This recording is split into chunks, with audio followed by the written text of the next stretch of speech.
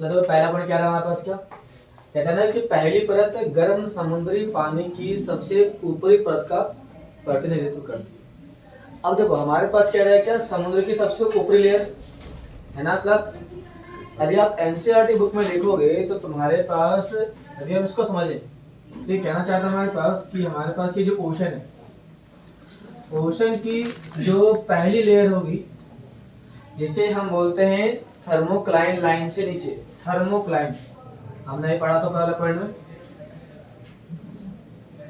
Thermocline है ना। तो थर्मोक्लाइन के नीचे, इसके नीचे लगभग पूरे समुद्र का 90% पानी पाया जाता है। अपने पॉइंट के ऊपर देखा समझा। इसमें कहना चाहता है कि जो 90% पानी है इस थर्मोक्लाइन के नीचे पाया जाता है।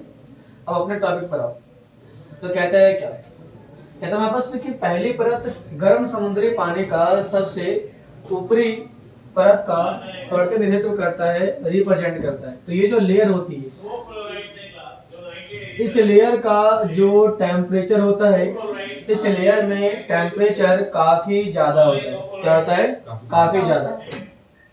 इसमें कहता है कि ये लगभग 500 मीटर मोटी होती है। तो इसकी जो मोटाई होती है, कितनी होती है इसकी मोटाई? इसकी मोटाई होती है 0 से लेकर के 500 मीटर की ये मोटी परत पाई जाती है। कहता है जिसका तापमान कितना होता है? 20 से 25 डिग्री सेल्सियस होता है। तो यहाँ का जो तापमान होगा वो 20 डिग्री सेल्सियस से 25 डिग्री सेल्सियस के बीच में पाया जाएगा। क्लास को डाउट? तो हमारे ओशन के सबसे ऊपर लेयर की मोटाई कितनी होती है? 500 मीटर की मोटाई होती है। यहाँ का तापमान कितना होता है? 20 से 25 डिग्री सेल्सियस होता है। तो ये जो ऊपर का लेयर होता है, इस लेयर के नीचे वाले हिस्से को क्या नाम देते हैं? थर्मोक्लाइन देते हैं। क्या नाम देते हैं हम उसको? थर्मोक्लाइन को नाम देते हैं। तो जो थर्मोक्लाइन है उसके नीचे कितना परसेंट पानी पाया जाता है? लगभग 90% पानी। पूरे हमारे पास ओशन का 90% पानी इस थर्मोक्लाइन लाइन के नीचे ही पाया जाता है। तो कहता है उसमें कटिबंधीय क्षेत्र के भीतर ये परत पूरे वर्ष मौजूद रहती है।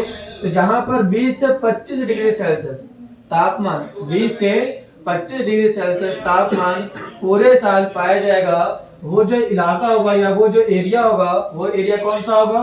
तो वो एरिया होगा हमारे पास ट्रॉपिकल एरिया होगा। कौन सा एरिया होगा?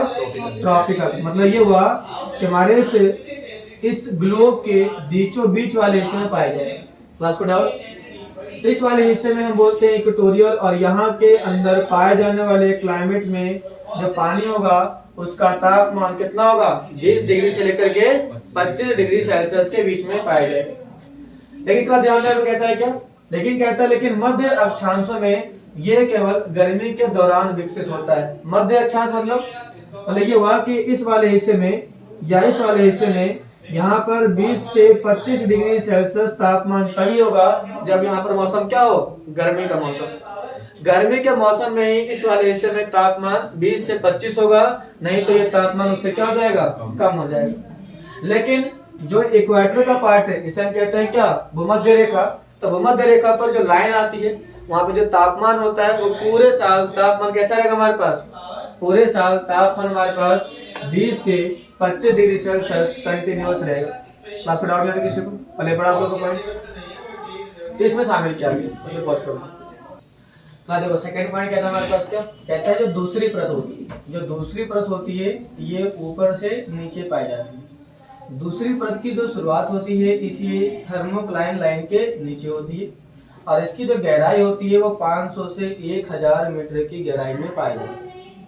हमने पढ़ा था यहाँ पर कि थर्मोक्लाइन लाइन के ऊपर जो पहली परत है ओशन का, यहाँ पर क्या होता है कि टेम्परेचर बढ़ता है, लेकिन यहाँ पर टेम्परेचर घट जाता है, और यहाँ पर आते आते टेम्परेचर और भी ज्यादा घट जाता है। आइए पढ़ते हैं। दूसरी परत जिसे थर्मोक्लाइन परत कहा जाता है, ये पहली परत के नीचे होती है। ये रहा, ये पहली परत है, ये दूसरी परत है, इसके नीचे होती है। बढ़ती गहराई के साथ तापमान में तेजी से कमी की विशेषता होती है। तो देखो ध्यान दो, जैसे जैसे ये नीचे की ओर जाएगा वैसे वैसे यहाँ का टेम्परेचर घट जाएगा, डिक्रीज कर जाएगा। ये घटने की मेन रीजन ये है क्योंकि यहाँ पर क्या हो रही है? गहराई बढ़ती जा रही है।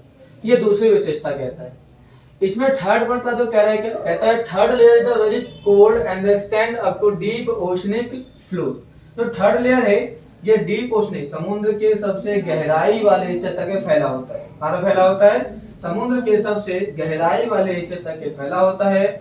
और ये जो फैला हुआ है वो अंटार्कटिक और आर्कटिक तक रीजन तक फैला हुआ है। इसीलिए यहाँ का जो टेम्परेचर होता है वो लगभग 0 डिग्री सेल्सियस के आसपास पाया जाता है। मतलब ये हुआ कि ओशनिक लेयर से नीचे की ओर जाने पर तापमान में लगातार कमी आती है, लेकिन तीसरे लेयर में, जो तीसरा लेयर है हमारे पास, इस लेयर में जो टेम्परेचर में कमी आती है बहुत ही मामूली सी कमी आती है, थोड़ी बहुत कमी आती है। लेकिन एक ध्यान रखने बात यह है कि ऊपर से नीचे जाने पर तापमान में लगातार क्या है हमारे पास, लगातार कमियां देखने को मिलती है। ये होता है हमारे पास क्या, horizontal distribution of temperature in the oceanic water. Class को डाउट नहीं आता आपको पॉइंट में, इसे पूरा करो।